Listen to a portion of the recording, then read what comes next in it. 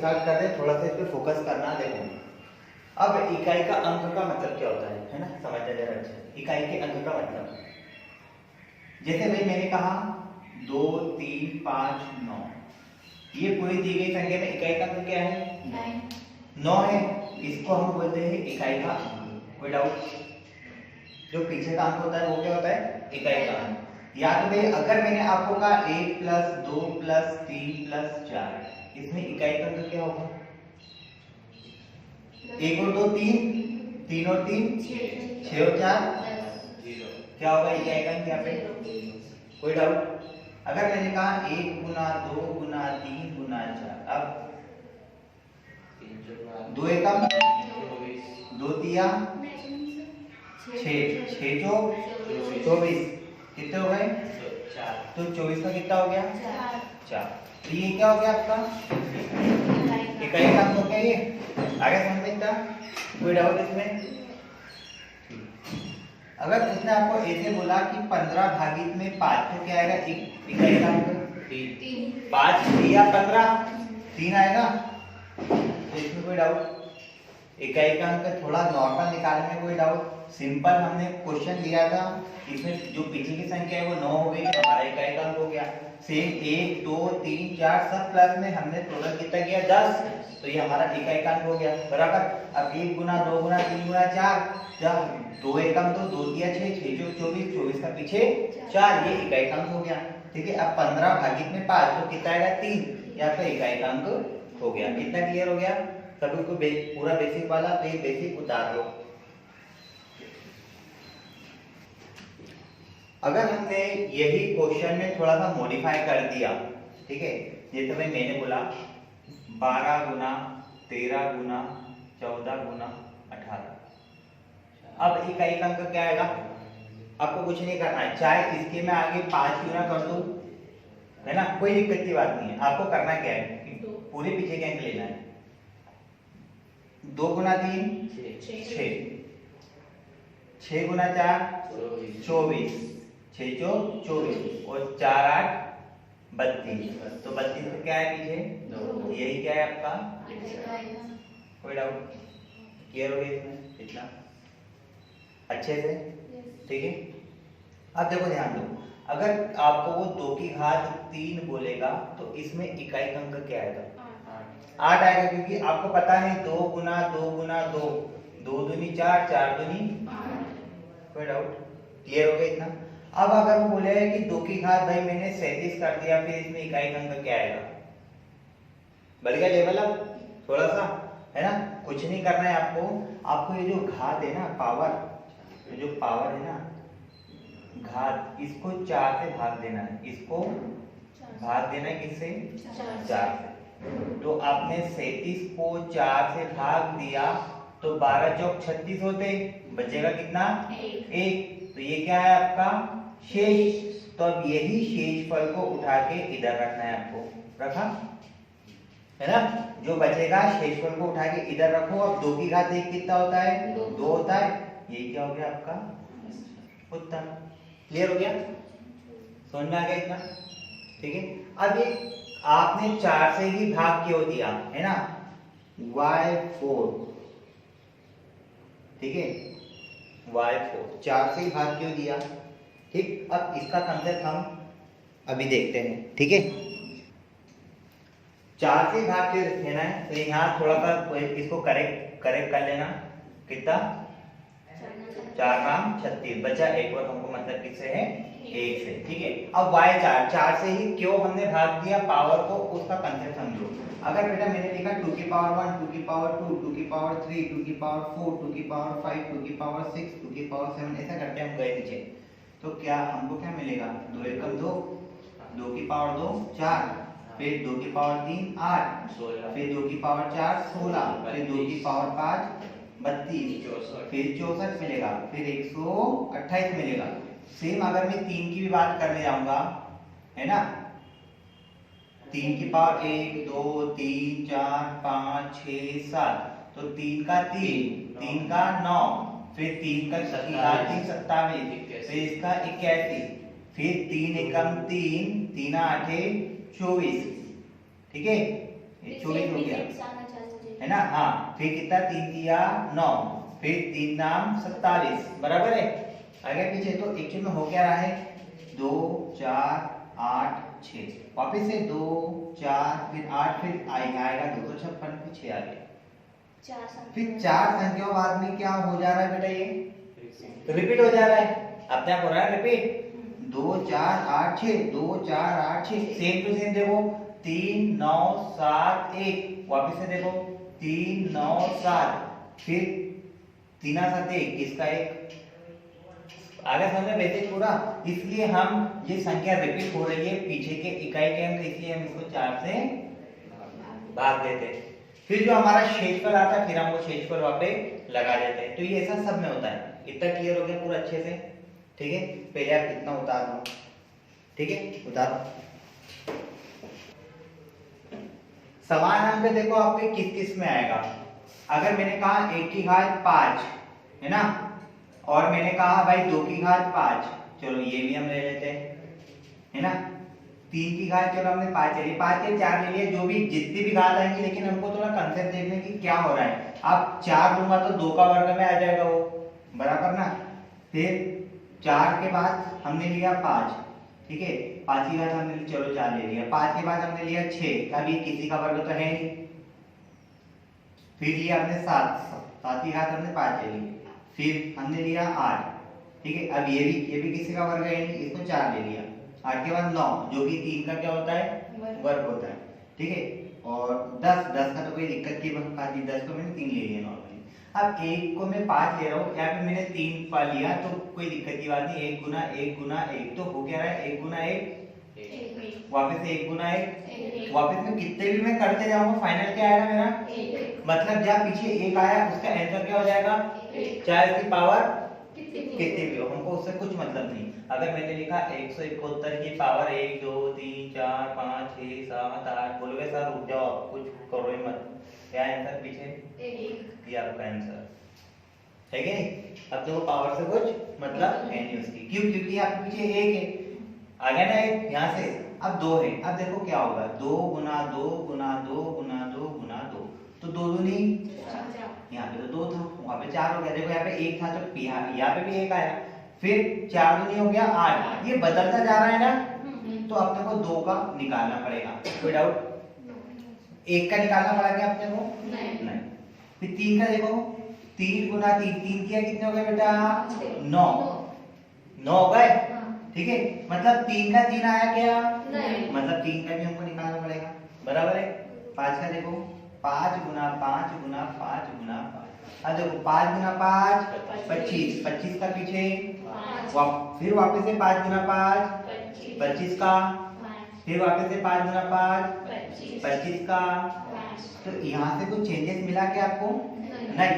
तो इसका मतलब अगर मैंने कुछ भी अगर संख्या में लेता हूँ, जैसे मैंने 45 पे लिया, तो फाइनल क्या आएगा बेटा मेरा आंसर 5 ही आना है ना। पीछे 5 है तो 5 ही आना है, बराबर है। इसमें कोई चेंजेस हुआ क्या, नहीं हुआ। 6 में देखो भाई 6 गुना 6, 6 6 36, 6 आ गया, वापस से गुना मैंने 6 किया तो 6 गुना 6 वापस 36, फिर वापस अगर मैंने 6 किया तो 6 गुना 6 वापस 36, अगर मैं करता भी जाऊंगा तो पीछे क्या आ रहा है 6 आ रहा है। इसमें कुछ बदला क्या, नहीं बदला, तो ये भी क्या हो गया मेरा समान हो गया, कोई डाउट। इसके बाद 7 ले लो, 7 गुना 7, 7 7 कितने होते हैं, उन पर 4 देखो चेंज हो गया, मतलब इसका भी हमको निकालना पड़ेगा, है ना, इसका भी हमको निकालना पड़ेगा। अब 8 देखो, 8 गुना 8, 8 8 कितने होते हैं 64, देखो पीछे 4 दिया, इसका भी हमको निकालना पड़ेगा, कोई डाउट। अब देखो 10 का क्या होगा, 10 गुना 10 गुना 10, तो 0 का गुना किया, 0 में तो 0, वापस से कितना हो गया 0, तो इसका देखो समान हमको आंसर मिल गया, कोई डाउट। तो 1 5 6 0, 1 5 6 0, समान इकाई का अंक समान उत्तर, है ना, समान इकाई का अंक समान उत्तर, same unit place same answer, ठीक है। Same unit place and same answer, clear हो गया? इतना उतार लो बेसिक पूरा। यहाँ देखो बहुत ही इंपॉर्टेंट जो कंसेप्ट है जिसमें 99% बच्चे गलत कर देंगे, ठीक है, वो क्या है जरा ध्यान दो। अगर बेटा आपको 2 की पावर 4 आ गई और आपको 3 की पावर 4 आ गई, ठीक है, तो इसका आंसर क्या रहेगा? इकाई के अंक में, इकाई के अंक में इसका आंसर क्या रहेगा? ये ऊपर लिखा हुआ है, ठीक है, ठीक, इसका आंसर क्या रहेगा? आपने 4 को 4 से भाग दिया, कितना बचा? फाइनली आपका शेषफल 0 बचा। आपने 3 को आपने वही 3 की घात 4 को 4 से भाग दिया, इसको पावर को 4 से भाग दिया तो 3 की घात क्या हो गया? 0 बराबर है। आपने क्या पढ़ के रखा है बेटा? a की पावर 0 बराबर से 1 होता है, होता है, a की पावर 0 बराबर से क्या होता है? 1 होता है। तो यहाँ पे 3 की पावर 0 बराबर से क्या हो गया? 1 हो गया। 2 की पावर 0 बराबर से क्या हो गया? 1 हो गया। ये आपका सही है, ये आपका गलत है? समझ में आया? ये आपका सही है, ये आपका गलत है। क्यों? इसके हिसाब से 2 की घात 4 तो भैया 16 होते ना 16, तो फिर पीछे क्या आना चाहिए? 6 और 3 की घात 4 क्या होते? 81 होते। यहाँ पे पीछे क्या है? 1 सही है। आया समझ में? समझ में आ गया? सेम ये 2 और 8 के केस में ऐसा होगा। तो 2 और 8 में कभी भी अगर 4 ऊपर पावर बनता है तो उसको हमको चेंज करना है, किससे? हमको सीधा उसको हमको, ये कितना लिखा है? 4। यहाँ पे हमको अगर 4 रहे ना, अगर यहाँ पे 0 आ रहा है हमारा कट के यहाँ हमारा 0 आ रहा है ना, ठीक है, तो उसको हमको वापस से 4 ही लिखना है, उसको हमको 4 ही लिखना है, तब जाके हमारा आंसर क्या आएगा? पीछे 6। मतलब इन शॉर्ट जब भी आपकी पावर 0 हो जा रही है, मतलब ऊपर क्या हो जा रहा है? कट के 0 हो जा रहा है, तो आपको डायरेक्ट कितना आंसर लिखना है इसका? 6। क्यों? क्योंकि 2 की घात 4 क्या है पीछे? 16, तो 16 का क्या है पीछे? 6, ठीक है। अब यहाँ पे 3 की घात 4 क्या है? 81, तो 81 का आपको 1 तो मिल गया ना। अभी अपन वो क्वेश्चन में देखते हैं। तो ये बहुत इंपॉर्टेंट कंसेप्ट है, बच्चे यहाँ पे गलती कर देते हैं, ठीक है। तो हम थोड़े क्वेश्चन लेते हैं, क्वेश्चन के मुताबिक हम यहाँ पे देख लेते हैं कि हमको कैसे सॉल्व करना है।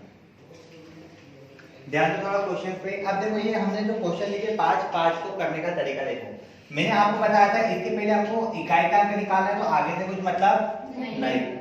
6 आया, 8 आया, 9 आया, 2 आया, आपको इसी पे फोकस करना है। अगर जो नया बच्चा होगा तो इसका गुना इसमें करेगा, उसका टाइम जाएगा बहुत, फिर उसका गुना इसमें करेगा, फिर ऐसे में बहुत टाइम जाएगा, अगर उसको कांसेप्ट पता नहीं है तो। 6 8 48 48 होता है ना।